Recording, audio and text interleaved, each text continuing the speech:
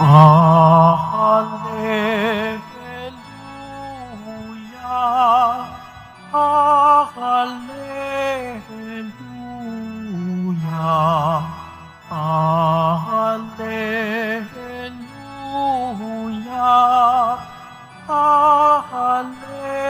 Alleluia.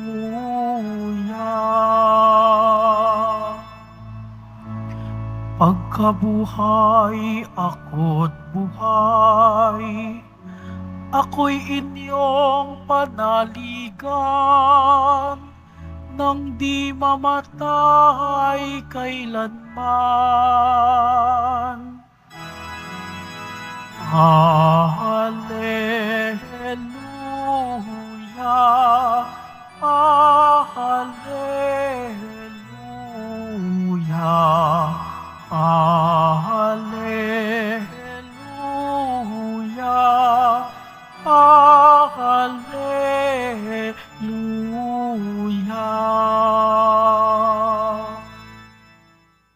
Sumainyo ang Panginoon. At sumayo rin. Ang mabuting balita ng Panginoon ayon kay San Marcos. Papuri sa iyo, Panginoon. Noong panahong yun, may ilang Saduseyo na lumapit kay Jesus. Ang mga Saduseyo ay naninindigan na hindi muling bubuhayin ang mga patay. Puro nila, naglagda po si Moises ng ganitong batas para sa amin. Kung mamamatay ang isang lalaki at maiiwang walang anak ang kanyang asawa, ang kapatid na lalaki dapat pakasal sa balo upang magkaanak sila para sa namatay. May 7 magkakapatid na lalaki, nag-asawa ang panganay at namatay na walang anak. Napakasal sa balo ang pangalawa at namatay na wala ring anak. Gayon din ang nangyari sa pangatlo at sa mga sumusunod pa. Isa-isang napangasawa ng babae ang 7 magkakapatid at sila'y namatay na walang anak. Sa kahuli-hulihay namatay rin ang babae.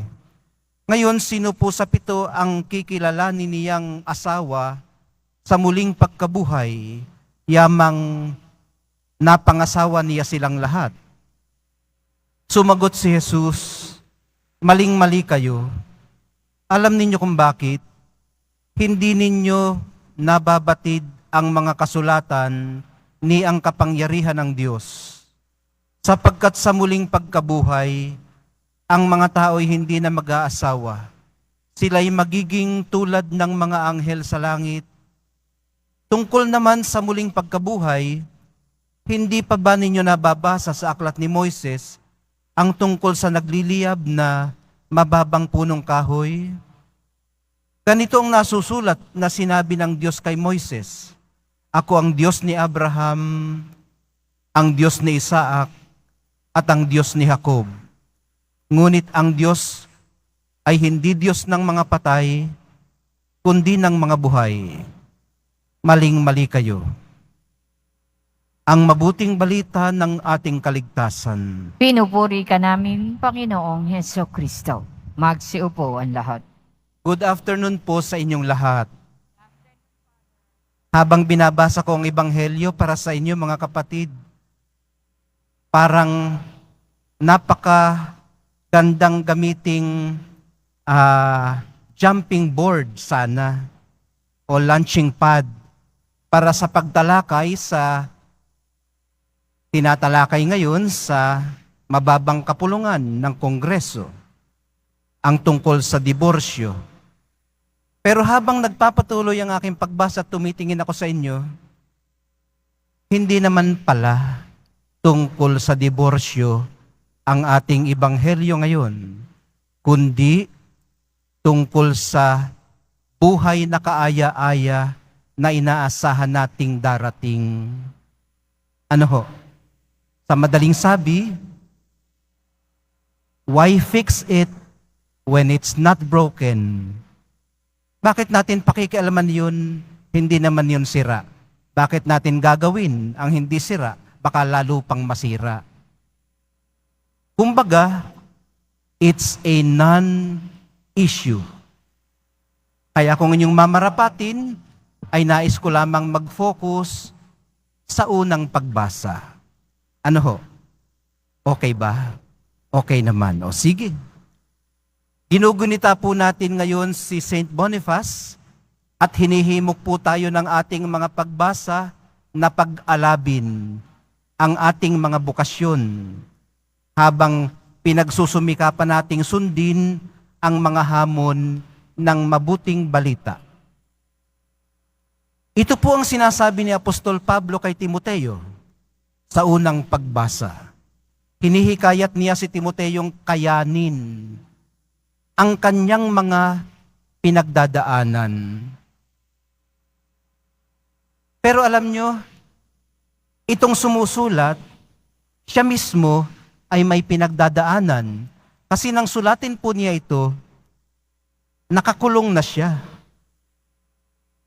Nasa advanced age na siya at malapit-lapit na rin siyang sumulong sa pinakamataas na antas ng paglilingkod, yung pag-aalay ng kanyang kamatayan para sa kaharian ng Diyos.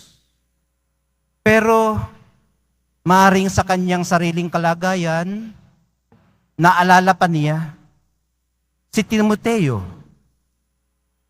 na maaaring sapitin din niya ang sinasapit niya ngayon. Kaya sumulat siya sa kanya sa kabila ng kanyang pagdurusa. Siya mismo nangangailangan ng encouragement. Kasi yun ang ginagawa sa isang tao ng pagkakulong, na di-discourage. Kaya, maaaring yung kanyang gustong marinig, yun ang kanyang sinulat, yun ang gusto niyang mabasa para sa kanyang sarili.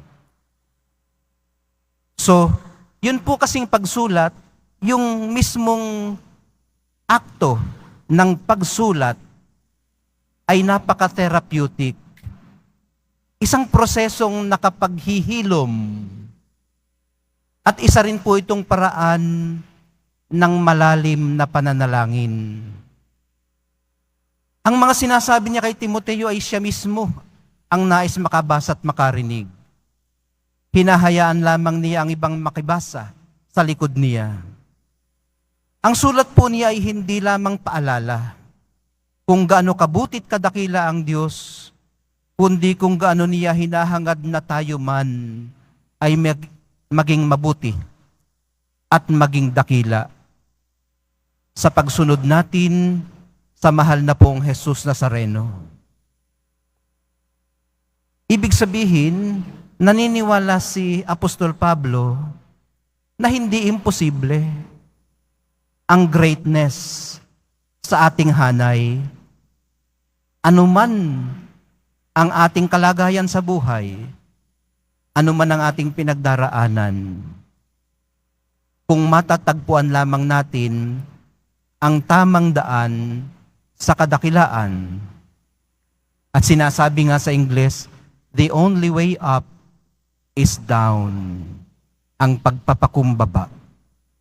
Ang grasyang ito nawa, ang tanggapin nating sa pagtanggap maya-maya ng banal na Eucharistia. Yung grasya na humihimok sa atin para kilalanin ang mga kahangahangang mga bagay na ginagawa sa atin ng Diyos. Habang nagsusumikap naman tayo na iayon ang tibok ng ating puso sa tibok ng kabanal-banalan niyang puso.